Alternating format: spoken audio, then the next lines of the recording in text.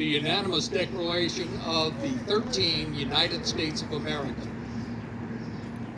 When in the course of human events it becomes necessary for one people to dissolve the political bands which have connected them with another, and assume among the powers of the earth a separate and equal station to which the laws of nature and of nature's God entitle them, a decent respect to the opinions of mankind requires that they should declare the causes which impel them to the separation. We hold these truths to be self-evident, that all men are created equal, that they are endowed by their Creator with certain unalienable rights, that among these are life, liberty, and the pursuit of happiness, that to secure these rights, governments are instituted among men, deriving their just powers from the consent of the governed, that whenever any form of government becomes destructive of these ends, it is the right of the people to alter or to abolish it, and to institute new government, laying its foundation on such principles and organizing its powers in such form as to them shall seem most likely to affect their safety and happiness. Prudence indeed will dictate that governments long established should not be changed for light and transient causes, and accordingly all experience has shown that mankind are more disposed to suffer while evils are sufferable than to right themselves by abolishing the forms to which they are accustomed. But when a long train of abuses and usurpations, pursuing invariably the same object, evinces a design to reduce them under absolute despotism, it is their right, it is their duty, to throw off such government, and to provide new guards for their future security. Such has been the patient sufferance of these colonies, and such is now the necessity which constrains them to alter their former systems of government. The history of the present King of Great Britain is a history of repeated injuries and usurpations, all having in direct object the establishment of an absolute tyranny over these states. To prove this, let facts be submitted to a candid world. He has refused his assent to laws. He has forbidden his governors to pass laws. He has called together legislative bodies for the sole purpose of fatiguing them into compliance with his measures. He has endeavored to prevent the population of these states for that purpose obstructing the laws for naturalization of foreigners. He has obstructed the administration of justice. He has made judges dependent on his will alone. He has erected a multitude of new offices and sent hither swarms of officers to harass our people. He has kept among us in times of peace standing armies without consent of our legislatures. He has affected to render the military independent of and superior to the civil power, for cutting off our trade with all parts of the world, for imposing taxes on us without our consent, for depriving us in many cases of the benefits of trial by jury.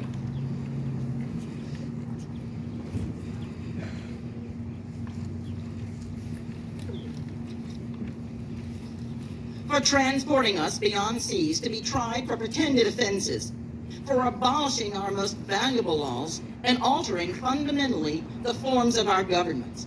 He has plundered our seas, ravaged our coasts, burnt our towns, and destroyed the lives of our people.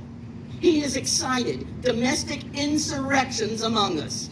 He is at this time transporting large armies of mercenaries to complete the works of death, desolation, and tyranny already begun with circumstances of cruelty and perfidy scarcely paralleled in the barbarous ages and totally unworthy to be head of a civilized nation. In every stage of these oppressions, we have petitioned for redress in the most humble terms. Our repeated petitions have been answered only by repeated injury. A prince whose character is thus marked by every act which may define a tyrant is unfit to be the ruler of a free people.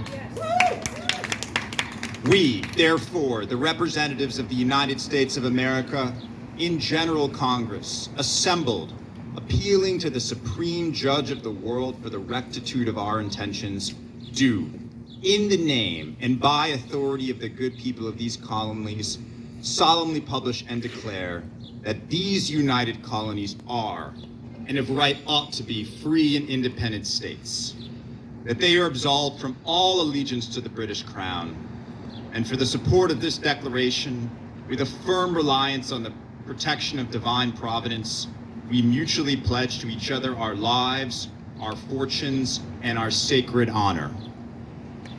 Here, here. And so began the great experiment in American democracy. Did any of that sound familiar? We find ourselves in an eerily similar situation today. And like our forefathers, we will not stand idly by.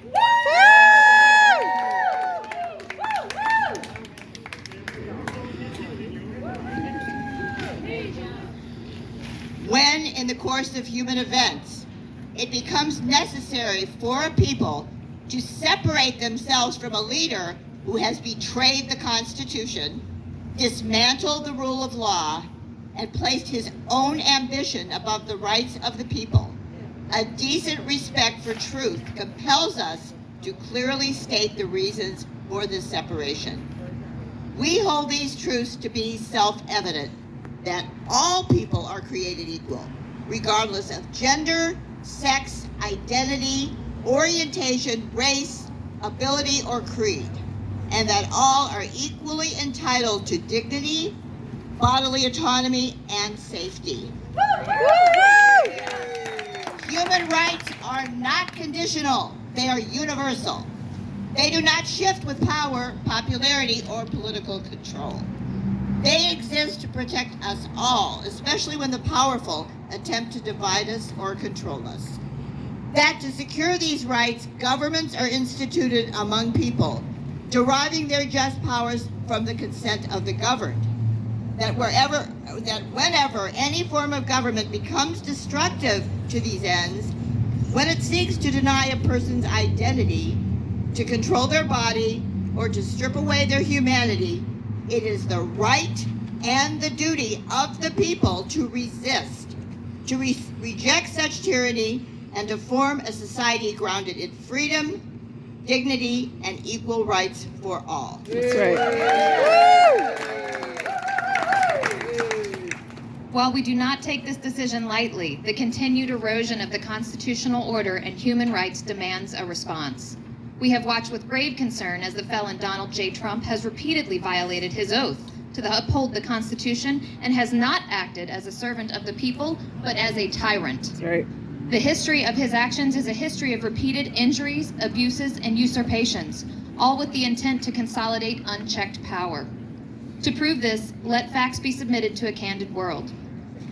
He attempted to overturn a democratic election, spreading falsehoods and inciting a violent insurrection. He declared himself immune from legal accountability, undermining the principle that no one is above the law. He repeatedly targeted transgender individuals, LGBTQIA+ communities, immigrants, and people of color with discriminatory policies and hateful, dehumanizing rhetoric. He empowered white nationalist movements and extremist groups while attacking peaceful protesters and dissenters. He has repeatedly launched baseless attacks and extorted the media, law firms, academic, and scientific institutions. He has obstructed the administration of justice by stacking the courts with loyalists and threatening those who stand for the rule of law. He undermined the separation of powers, pressuring courts, intimidating officials, and firing those who upheld the law over loyalty to him. He used the presidency to enrich himself and his allies while punishing critics and whistleblowers. He vowed to return to power with retribution and weaponize the government for personal vengeance. He worked to strip people, especially women and those who can become pregnant, of their right to reproductive freedom, enabling and celebrating forced birth laws that endanger lives and violate autonomy. He weakened the United States' global standing, aligning with dictators, abandoning and attacking allies, and disregarding international human rights. He detained and imprisoned lawful residents, including citizens, in inhumane conditions without due process for pretended offenses. We also reject the erosion of democracy through structural manipulation, whether through executive overreach, gerrymandering, judicial capture, or obstruction of democratic reforms, regardless of which party is responsible. These actions, too, have degraded our trust in governance and enabled authoritarian ambitions.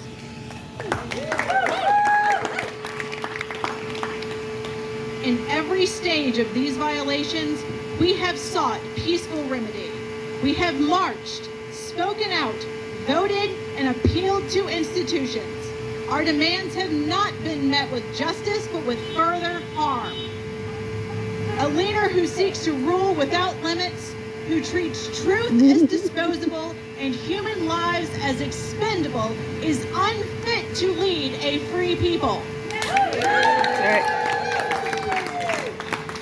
Therefore, we, the people of the United States, solemnly declare that we reject the fascist ambitions of Donald J. Trump.